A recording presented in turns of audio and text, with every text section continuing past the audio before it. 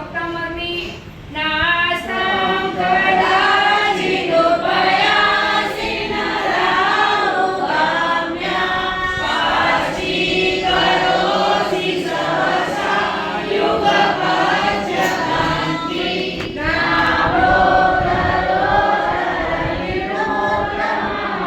મહાપ્રભાવા સૂર્યાતિશાઈ મહિમાસી મુનીન્દ્રલોકે। આ ગાથાના પ્રભાવથી ગમે તે પેટની પીડા હોય, આ પેટના ગમે તેવા દર્દો હોય તો આ ગાથાની પ્રભાવથી પેટની પીડા દૂર થાય છે। વૃદ્ધિ મંત્ર ઓમ નમો નમ્યુના અટે મટે સૂત્ર વિકટે સૂત્ર પ્રિયમ ચઠ્ઠર પ્રિયમ પંચય પંચય સર્વ પ્રિયમ સર્વ રોગ નિવારણમ બોલો બોલો।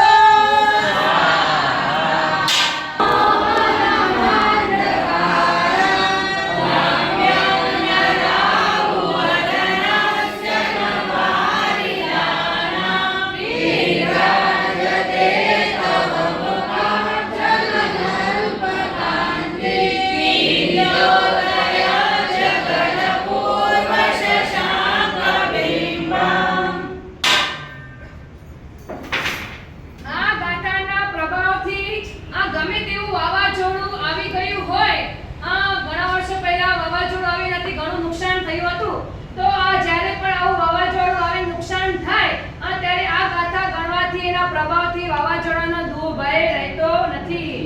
18મી ગાથાનો વૃદ્ધિ મંત્ર ઓમ નમો ભગવતે જય વિજય મોય મોય સંભય સંભય।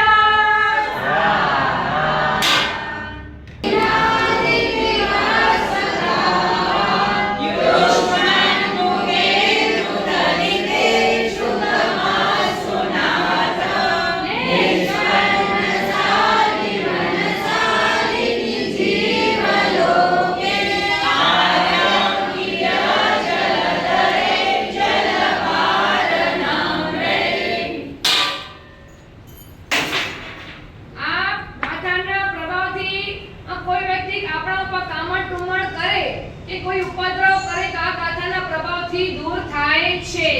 વૃદ્ધિ મંત્ર ઓમ રામ રીમ રોમ રાય ક્ષ રીમ વસટ નમઃ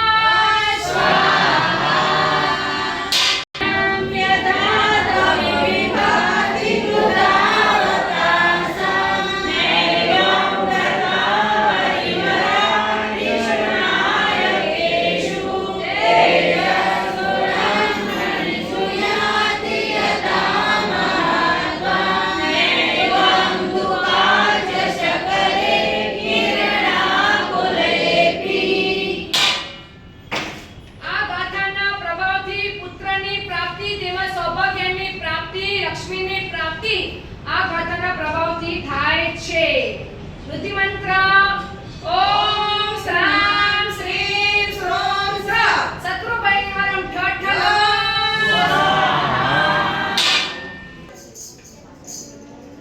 ઓમ ક્રીમ શ્રી આદિનાથાય નમઃ 27 વખત ગણજો। બેનો ફળ નૈવે લઈને આવજો। ઋષભની બોલાવે છે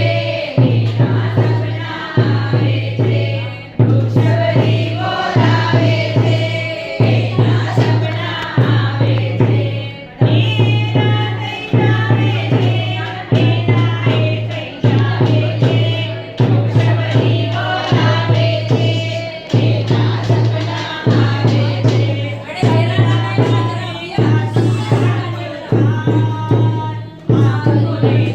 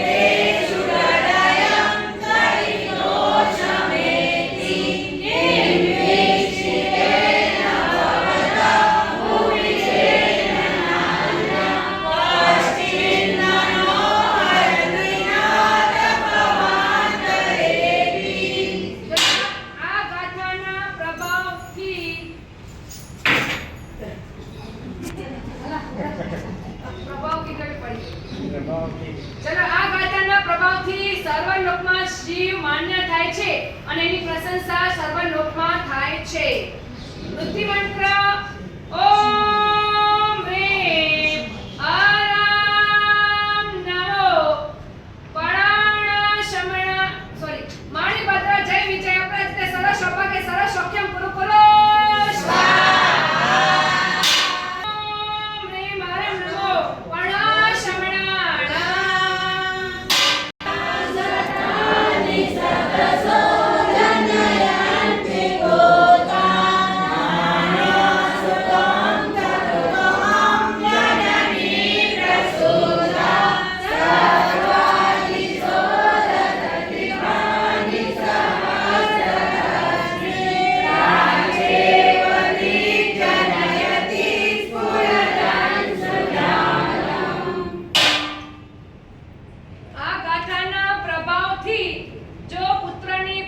થતી ન હોય તો જેમને પણ ઘણા વર્ષોથી પુત્રની પ્રાપ્તિ ન થાય તો આ ગાથા રોજ 21 દિવસ 21 વખત જો ગણવામાં આવે અને એનું પાણી પીવામાં આવે તો અવશ્ય પુત્રની પ્રાપ્તિ થાય છે.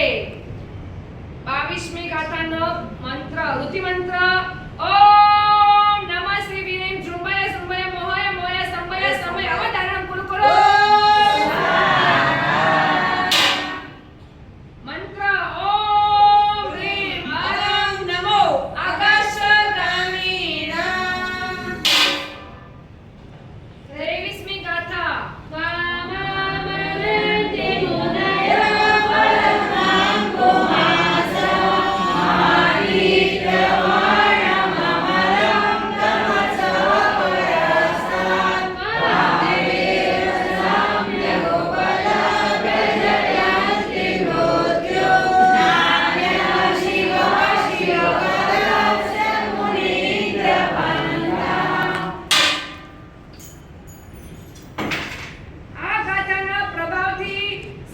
રક્ષા થાય છે અને વળગાડ કોઈ લાગી થઈ ગઈ હોય તો વળગાડ થતો નથી. મંત્ર રુધિ મંત્ર ઓમ નમો ભગવતી જયવતી મમ સમયિતાર્થમ મોક્ષ સખ્યમ ચ કુરુ કુરુ સ્વાહા. મંત્ર ઓમ હ્રીમ આરામ નમો આશી વિશાળ. 24મી ગાથા